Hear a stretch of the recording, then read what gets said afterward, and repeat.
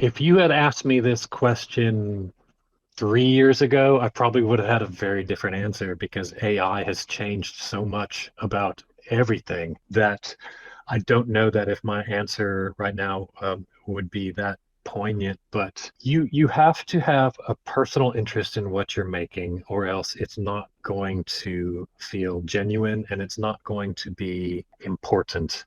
And I mean, in the sense that it's important to you, the creator. If you're just dabbling because you wanted, you saw something and you wanted to try it out, that's great. Learn as much as you can. But if you don't have a passion to be doing a specific thing with a specific tool, then I think your work is going to be hard to be noticed.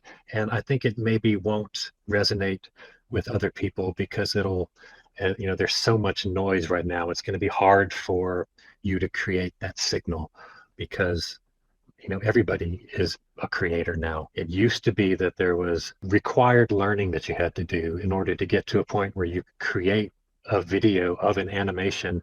And now anybody with access to a computer and any of these AI services can do, an infinite number of interesting, weird, compelling videos without having any intent or any skill behind it.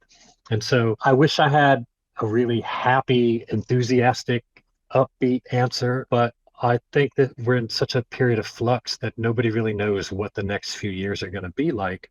And so I think the thing that's going to be the most important, especially if you're a fresh enthusiast, if you're new, if you're just trying to figure things out, is that you have to do things that are personally meaningful to you because everybody's just going to be making so much stuff. If you're not making something that is important to you as an artist, if you're not exploring a vision that you personally want to see realized, then you're just adding to the noise. And I don't think you're learning anything at the same time.